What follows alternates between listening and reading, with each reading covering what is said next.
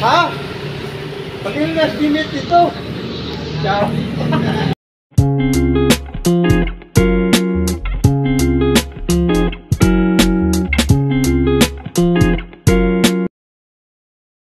Nandito na tayo sa malapit sa Capitol na pharmacy. May bagong pharmacy dito, Savers Pharmacy. So ayan, tatawid muna tayo.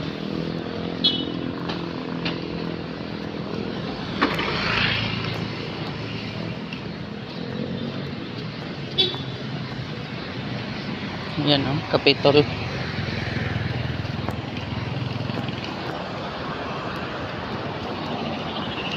Bili tayo ng tinapay dyan mamaya.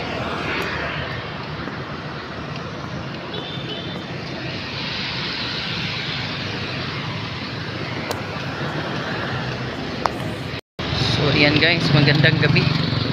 Pasensya na kayo dyan sa mukha natin, no? Biglaan tayong napalakad nang wala sa oras. Dahil naubusan na pala ng gamot ng pang high blood si Habi. So ako sana ay umihiga-higa na. Pagkuha natin ng BP, mataas ang kanyang BP. So kailangan niya ng uminom ng clonidine. Yan talaga ang ano, iniinom niya. Sa ngayon, maintenance niya pa kasi ngayon yan eh. So hindi namin namalayan. Last na pala yung ininom niya kaninang tanghali. So ano na ngayon, 9:30 PM na. Kaya napasugod tayo dito sa pharmacy.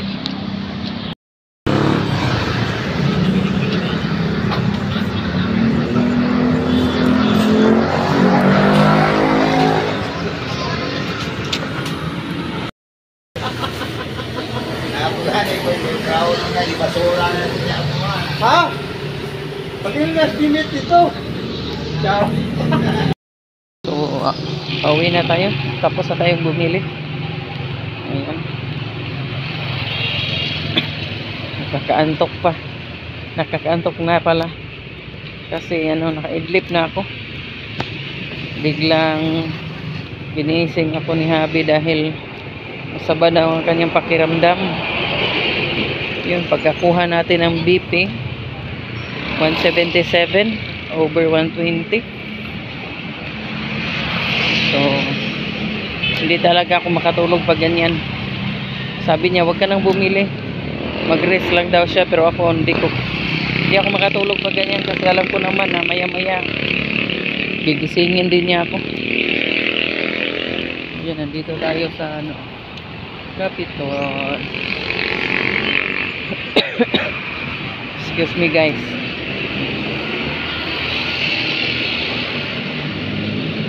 Hindi naman talaga maintenance tong clonidine, pero ngayon simula nung December naging maintenance na niya. Sabi ng doktor niya sa kanyang heart, yung cardio, maintain mo muna yan. So ayan, bili muna tayo ng tinapay dito.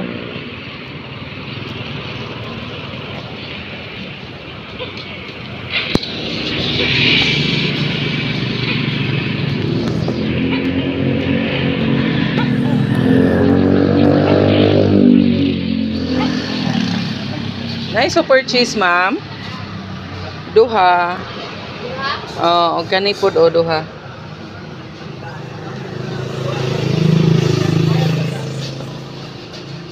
Pringles.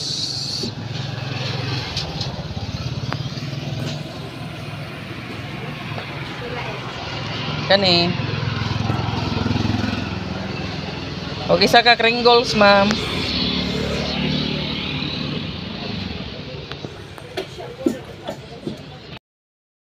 Ayan, nakabili na tayo ng tinapay, guys. Ang ating tinapay.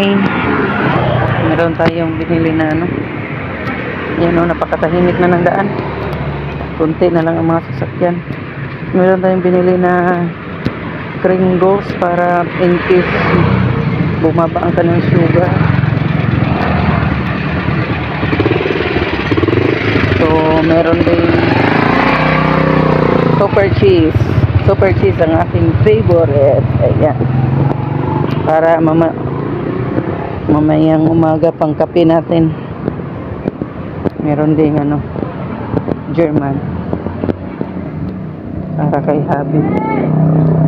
So ayan, mabuti at malapit lang din naman tayo sa pharmacy.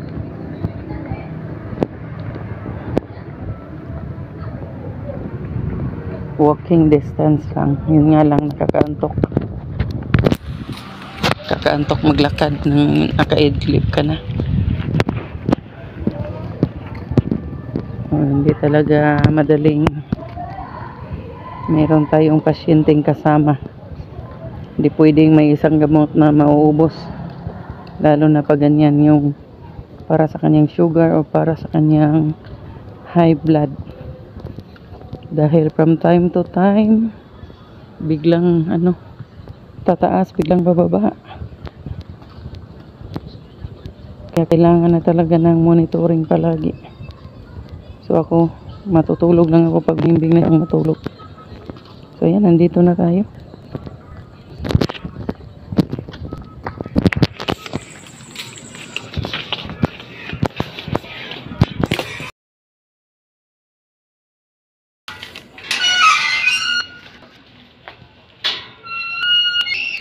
Ayan, nandito na tayo sa bahay at maraming salamat sa inyong pagsama sa aking emergency na lakad. Thank you at salamat din sa inyong pagpanood nitong video. Bye bye!